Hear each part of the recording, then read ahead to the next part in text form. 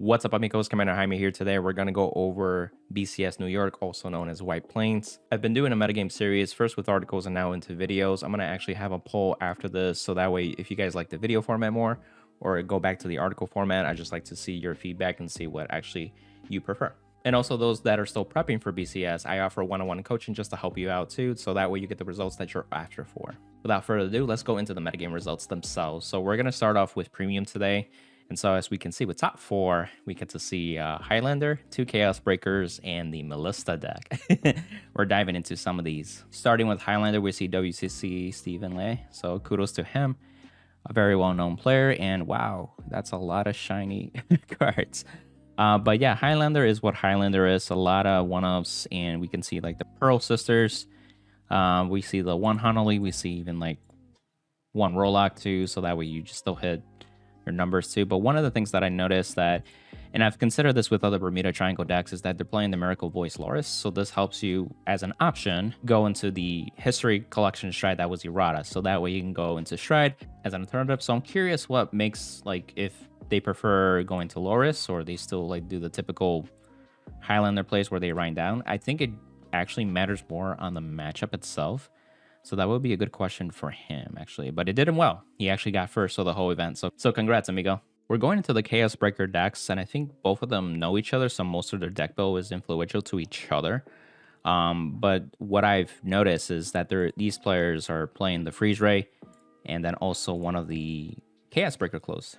With the metagame, like, Chaos is just really solid, especially with like taking away the gifts, but also giving a gift. So for those that don't know, if you're able to give a gift to your opponent, they can no longer do the history collection strides at that point because you technically have received the gift. If the Chaos Breaker player goes first, then the other player is kind of screwed out of that play. They're also playing some key cards like Zirconium. Not only that it's really good, but it helps start creating those lock cards onto the board. And also, like, once you have lock cards, then cards like Photon and also like Cold Death Dragon actually work too. But this is also like to help with deals some like decks. One that comes out is like Melissa, for example, because if you can lock some of their circles with like key pieces, then it's a better positioning for the Chaos player. They're also playing the Planetary Minerals card. Wow, that is very small. There we go. So this helps like unlock cards, so that way you get some shield value, and then also use like the skill of Soul Blast 1, and you draw a card, and then of course get rid of their markers too. So this can interrupt plays as well. Wow. Defending and getting advantage at the same time. Stride deck doesn't look too different. It's what you expect. You got Chaos Universe, really solid card, and then of course Deluge. This can be really hurtful. You essentially force their hand into lock cards, and then of course if they have 4 less damage, then one of those lock cards become into their damage as a face down card too. So you don't even give them Counterblast, which is pretty nutty at that point too. This card also is a threat too, because like if you're a deck that accumulates like Excel circles or just markers in general, this actually just rips them away, literally. So this is always just to have as a solid one-up. So a well-timed card of this guy can be a blowout. So going into the 3rd place Chaos player, they are playing no clothes at all. They actually went full out Freeze Ray instead. Freeze Ray is another card that you go into and prevent like multi-attack decks, because you can like choose what to lock once you take the damage. So it's imperative for the Chaos player to also stay at low damage early on, so they can actually take a couple hits to make this play a lot more reliable in that sense. And as we can see for the rest of the deck, it's pretty similar in this point. I did notice though that they're playing 3 carbons, so this is a great card to give you Soul, but also search of the grade 1s that you need, if not less. From what I can tell, the options are like such as Craving Claw, which is a good target. And it is specific to Starvator, I just want to point that out. So unfortunately, you can't search cards like White Door, for example. Pulling up the Soul deck denning and also getting Craving Claws, maximize on that. I mean, there's a lot of pressure with Craving Claw too.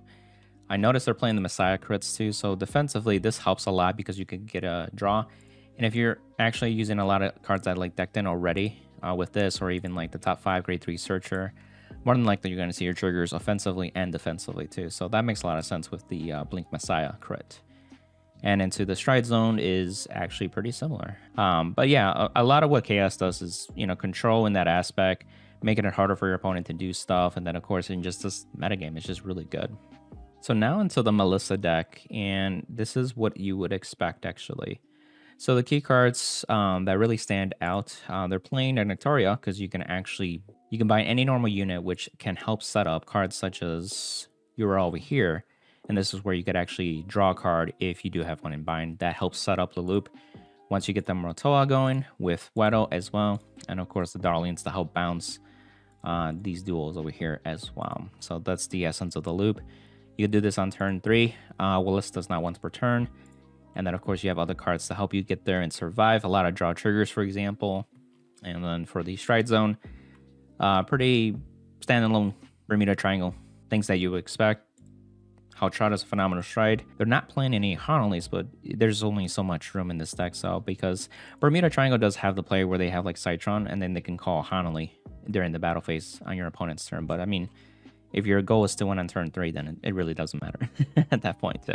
So kudos to these top 4 players. Now, seeing the top 8 breakdown for premium, we can see that outside of the top 8, there was another Highlander deck, Mega Connolly, Eradicator's DP as well. So there's still some variety. We'll go into one of the top 8 decks. We'll do MC, and so they're playing 3-3 ratio of the original Dark Face with Gridora V series. So that way they have some flexibility which they want to go to. With 2 Hell Demise to help promote multi-attack. Makes a lot of sense. They have a 3-1 ratio with Brilliant Blister, the V series with the G Arrow 1 that stops restanding Vanguard attacks basically. The Hanalies for survival. Oh, interesting. So they're playing 130k Sentinel, then they're playing 2 PG draws, and then of course the Sanctitude. So a little all over the place, but I mean it makes sense, especially if you're a protect deck. You technically have Sentinels, so you can get away with things like 30k Sentinel crits instead for that case. The G Zone looks pretty standard too, obviously for Gridora, with some Lawless over here as well, and then of course your GBA helps finish most games too. And yeah, really good. Kudos to this player as well. Now to V Premium. So top 4, we got a Steam Maiden, 2 Thavas, and another Highlander. Let's dive into the first place Steam Maiden. I'm curious on how it looks like too. So okay, I see. So they went to the Renovate route where they're binding a lot. They're actually not playing not even the Entrada at all, like not even the one-off. So they went with the Lost Break Dragon as well to help binding and your normal other cards too, such as your own Vanguard, so you can multi-attack and get force markers over time and just really win from there at that point too. They still play the Karunta as well. This is a pure Steam Maiden deck, so it worked out really well. Obviously they got first, so kudos to the player. And of course into the Thavas deck, so I'm curious. So this is for Michael. So I see he opted out of the Genovia, so I think he went more of a consistency route. Yeah, he has the 2 Dennis, he has 4 of the V promo, the 2 Baragios with the Nikki, and yeah, a lot of it is pretty standard. It's a very more consistent build too. It just does pure Thavas at this point, so which is, you know, phenomenal. I think Thavas in this format has really shined a lot more, and it's just good to be able to see like represented. So shout out to the guy as well. And then we'll take a sneak peek on the other Thavas deck. So they actually did play the Genovias. And as I explained before, this is like a win con on your turn 4, potentially like as early as possible, get like 11 attacks. They also have the Adelaide as well, probably more for consistency on resting too. Actually, they reduced the promo to 2. Okay, gotcha. So one of the things with promos like these types, they can discard themselves, get the top 5, get a grade 2 or less, and so ideally you can get cards like Dennis, you can get your Pursuit Assault, so that way you can get close to the resting 3 at that point for Thava, so that way you don't brick. So he's doing a 2-2 split, so that tells me that he or she doesn't rely on this as much, which is fine. But if it comes up, it comes up at that point. So I see where they're going at this point too. So, and they're playing the 1 Baragios too, just to help with that. Baragios also helps searching like the grade 3s as well. So it's not just the Thavas, but also even like Genovias too. So that way, you can see those pieces when you need them too, whether you're going first or second as well. Now for the rest of top 8, oh, we saw a 3rd Thavas. Wow, Thavas so showed up. Kudos to you guys. We have Shadow Paladin, specifically Luard. We got Gurgoid as well, Steam Maiden, obviously, Highlander, and then Fenrir as well. We're going to dive into that one. So going into Fenrir, let's see what we got here. Okay, so for Fenrir, for the Vanguard, this is Really, the synergetic card that goes with Fenrir a lot. One, you can search it easily just by soul blasting enough grades of seeing grade 3. But this card, like when on place, you can retire stuff, and then at the end of the battle, it can go into soul, stack the deck a little bit. And with the synergy of Fenrir, you can extend another attack, but also you can recall the same Vanguard. So it's just a consistent beater that can keep calling out and use its effect more than once. So you could also do it defensively if you see like a heal trigger or drop PG, for example. I see some aggression with Ulysses. This is a great card that you could throw down on turn 2 and even moving forward too, but this helps build the soul, get your advantage back too. Very solid card. For Gleipnir, oh, he's playing 3 of the Chamomile. Interesting. So it does have a soul skill that could come up. So essentially, this is a body that you could work with if you do soul charge it. There's also the other skill that gives it power. So this can help add a little more pressure, but it gets retired. So it can be good or bad. I mean, if you're going to call something when you soul blast with Fenrir anyway, then it just kind of removes itself to make it room at that point. So it does it's a net 0 at that point. And he's also playing, wow, Prometheus. It's a great card that you can soul charge one, but also kind of stack your deck a little bit too. And then your Vanguard can get more power. So your Vanguard attacks become a lot harder to guard, especially if you got like crits still in the deck. And in this case, it's 8 crit, 4 draw, Arctic as well, and also playing the Valencia. You're able to return some cards too, which is super helpful with her first skill. So kudos to the Fenrir player. Awesome. Interestingly enough, there was a 9th and a 10th place on Fuzzy Paradox's website. So what really caught my eye was the ghosty one. So it wasn't Night Rose. It was literally more Beatrice focused. As you can see, 4 copies of Beatrice, 1 Skull Dragon. Okay, gotcha. Okay, I mean, that's fine.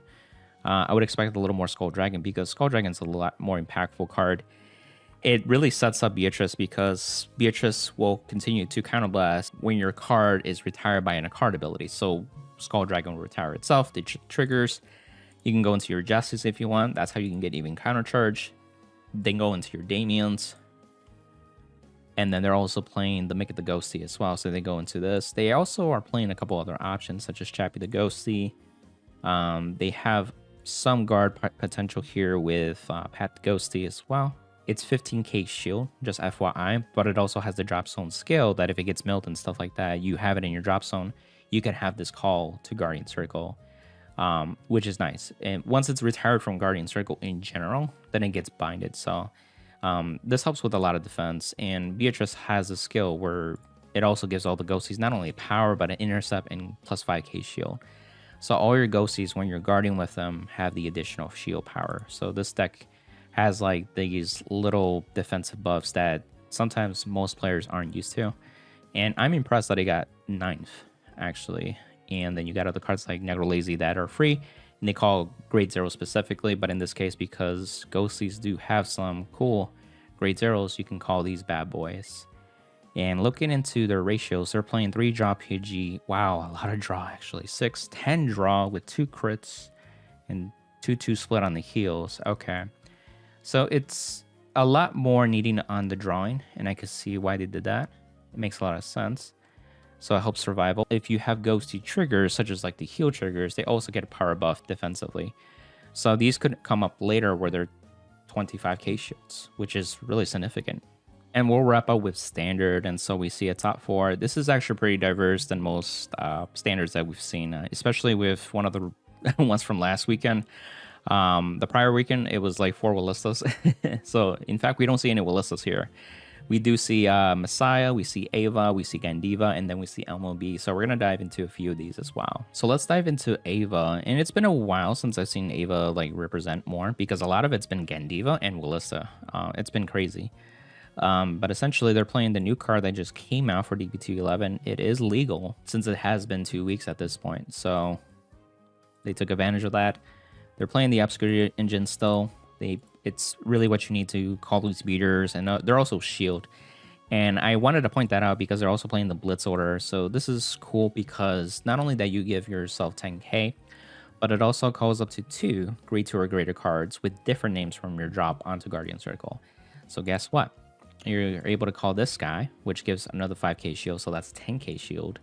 And then also the grade 3 version, which is also 10k shield on top of that. So it's 30k shield just by doing that play, which is really good shield. as a one card, essentially. And especially if like the late game, mid game, I think this really comes up at that point. They're still playing the Sentinel Sanctitude. And remember, you can only play one Blitz order per turn, so you can only pick one or the other. That's why you don't play, I guess, too many Blitz orders, especially with this build, because you still want to make room for other orders, such as the research cards, which Ava still needs, and that's interesting. So they added the other card. This essentially gives all your grade 2s boost, and then of course you can get, you know, draw into your cards and stuff like that. But I think they wanted to have that just to make some numbers a lot easier, especially since they're playing the Cycler too. Like the synergy is there because you can play a total of 2 orders, and then you can play the next set order without paying its cost too. So this card is really phenomenal for this deck too as well. Going into the MLB deck build, so this is MC Platimer, main character Platimer, exactly. So it's a fan favorite. MLB has been showing up tops in multiple events, in the top 4 and top 8 as well. And this past year, it's really gotten some solid cards such as Emmeline, and then also, where is it? A grade 1, Cordelia. So this gives you more attacks with calling the Blaster Darks and Blades to have an extra attack. This gives you some synergy with like consistency, so that way you have the cards you needed for MLB to really like be lethal at that point. Remember, if you have both in the soul, this gets crit on top of that. Pretty solid, and it's 15k base technically. It's 13k base, but with the skill, it's an additional 2k, which is 15k base at that point. And it's active during your opponent's turn, just to clarify as well. So for the rest of top 8, let's see the diversity. There's a lot more diversity. In fact, there is no Willista. But there are some Gendiva. So kudos to those players too. There's Minerva, Messiah. We also see Shoujo Doji. Okay, so let's dive into that one. And that'll be the last one too for today. So going into this deck, this is a fun deck. It's, you know, for those that don't know, essentially you're able to multi-attack with this deck because it's able to call cards. And then if your opponent's a grade 3 or greater, that card call gets additional power too. So you have a lot of pressure there. And then of course you have some key cards that are beaters. And this is like once you actually have seen 2 or more cards put into your Rigard, into your soul, which is the natural scale of it. This is a 23k beater already, and if it gets the power up, it's 33k. So it's really phenomenal. And it's got recent support that makes this deck a lot more fun and consistent. This plays Counterblast, look at the top 5 and choose a stealth unit. So adds stealth unit cards that you need to build up that advantage, but also like get the pieces that you need to work with. But the other skill, when it's put from Rigard into Soul during your turn, then you can actually choose some cards that were in the bind zone and bottom deck them. And then of course you power up your Vanguard by 5k. So why is this important? It's because the grade 3, the first skill, as you're binding your own cards from your soul, you're also able to bind your opponent's cards from Rigard to the bind zone. However, they go back to their hand until the end of turn. And so what that means is that they'll get the cards back anyway, but there's also on-place skills that could be problemsome, and also like you kind of like want to get rid of them too. And so this card really allows for that, is that it gets rid of those cards, at least with 1 if you have 1. But if you have 2, you can get rid of both of them at that point too. So this really helps with this deck, and just great card. The other thing to realize too is that they also play front triggers. Your attack pattern can really take advantage of a Rigard poke, and then you could do your Vanguard at that point, so you could have a full front row and take advantage of the fronts on top of the crits that you play.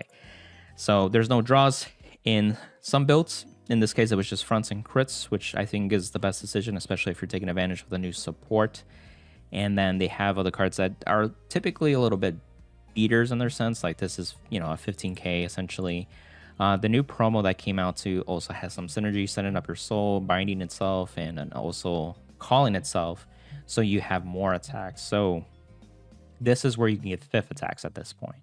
So the grade 3 will bring out the 4th attack. This can call itself for the 5th attack. And that's it for BCS White Plains, also known as New York. How did you like this format, guys? Do you like the video format, or do you want me to stick to the article format? So let me know on your feedback in the video, and also make a poll as well to really go over that. But I really enjoy like diving into some of these diverse type of decks. There are some decks that people are kind of missing out, but they're out there. I mean, they're not necessarily the best deck of the format, but I do like seeing decks like Shoujo Doji, for example, seeing some representation. And later on, we'll see set 12 come out soon, and who knows what we'll see at this point. We're going to see some more Dragon Tree, Maskus types of cards coming along too, so I'm excited for that. And then, of course, the new deck sets coming out too. On to the next one, amigos. Bye!